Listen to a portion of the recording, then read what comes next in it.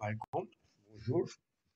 On a aujourd'hui un sujet ou bien un exercice résolu sur le cobalt en chimie niveau lycée.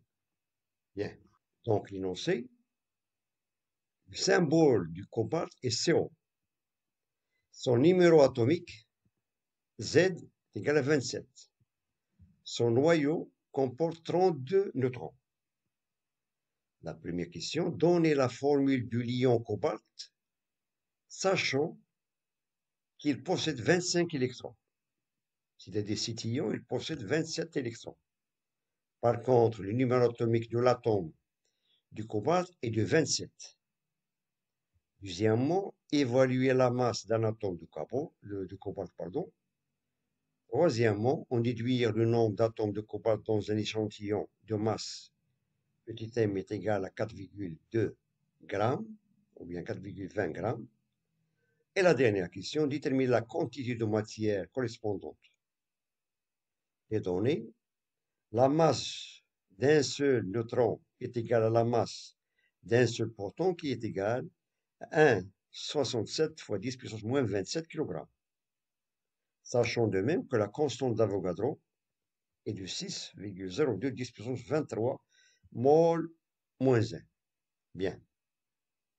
On va commencer par la première question. Sachant que le symbole du cobalt est CO, son numéro atomique est Z27, son noyau comporte 32 neutrons. Donc, la première question, donnez la formule du lion cobalt, sachant qu'il possède 25 électrons. C'est-à-dire l'ion formé, il contient uniquement 27 électrons. Par contre, l'atome il a eu 27. Son noyau comprend 32 neutrons. Donc, pour donner la formule du lion cobalt, on va vérifier la transformation de l'atome à l'ion. Un peu de réflexion. Solution, on passe maintenant à la solution. Donc, sachant que Z de CO est égal à 27, cela veut dire que le cobalt, il a 27 protons dans le noyau et 27 électrons qui gravitent autour du noyau. Bien. Étant donné que l'ion formé, il possède uniquement 27, voilà, 27 électrons, voilà, cet ion, il possède uniquement 27, cela veut dire que l'atome de cobalt a perdu 2 électrons. Il a eu 27, il a donné la formation d'un ion cobalt qui possède uniquement 25 électrons. Donc, il a perdu 2 électrons. Automatiquement, lorsqu'on a un atome qui perd des électrons, il se transforme en un cation, ou un ion qui est positif. Donc, la formule de l'ion est de forme CO2+. Bien. Question suivante.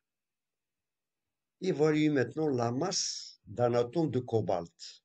À quoi est égale la masse d'un seul atome de cobalt. Sachant que les deux masses dans le noyau, on a la masse d'un neutron et la masse d'un proton sont égales. C'est égal à 1,67 10 puissance moins 27 kg. Bien.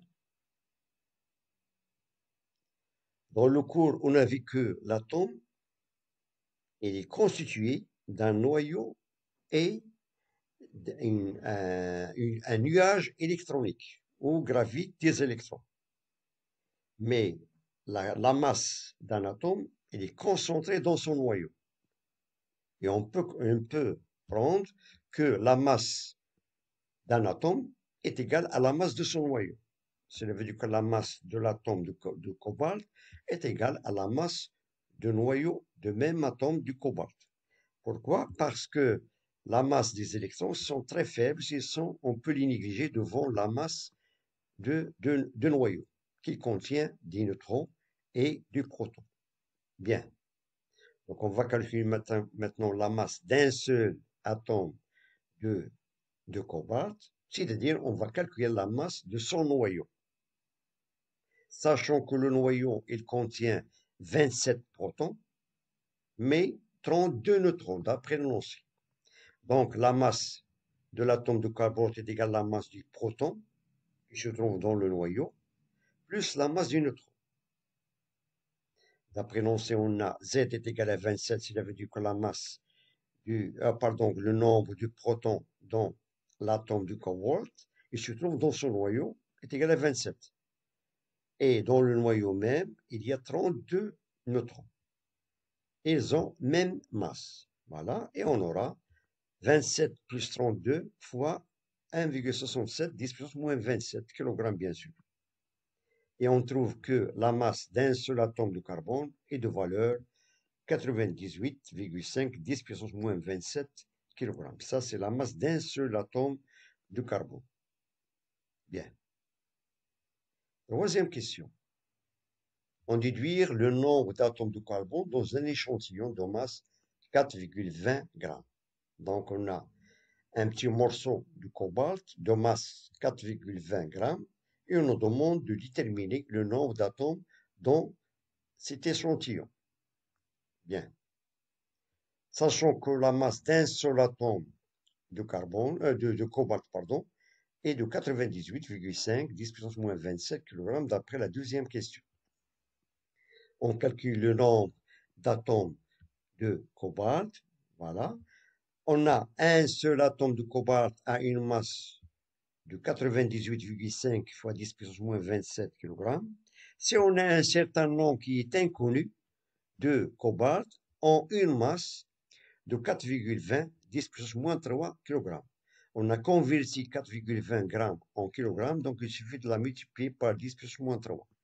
Et on trouve que N est égal à 4,20, 10 puissance moins 3 fois 1, divisé par 98,5, 10 puissance moins 27. Et on trouve que dans cet échantillon de masse 4,20 grammes, on a un nombre de 4,26, 10 puissance 22 atomes de cobalt. Il nous reste maintenant la dernière question, question 4. Déterminer la quantité de matière correspondante, c'est-à-dire la quantité de matière qui se trouve dans cet échantillon de masse 4,2. Bien, sachant que la constante d'Avogadro est de valeur 6,02, 10 puissance 23 mol moins 20. Donc, pour calculer la quantité de matière, on doit appliquer la relation suivante. Voilà. Bien, on a petit n est égal à grand N, c'est-à-dire le nombre de ces particules sur le nombre d'Avogadro, pour trouver la quantité de matière en mol. Voilà, application numérique. On a grand N, on a 4,26, 10 puissance 22, d'après la question précédente, question 3. Ça, c'est le nombre d'atomes de cobalt dans cet échantillon de 4,2 grammes. Et on a le nombre d'Avogadro, 6,02, 10 puissance 23, mol moins 1. Et on trouve que la quantité de matière correspondante à cet échantillon de masse 4,2 est de valeur 7, 10 puissance moins 2 mol. 7, 10 puissance moins 2 mol. Bien. Donc, j'ai essayé de vous donner quelques exemples comment on peut déterminer les caractéristiques d'un atome. On a, dans cette vidéo, on a parlé de l'atome de cobalt. Donc, je vous remercie de votre attention. Bon courage et à très bientôt.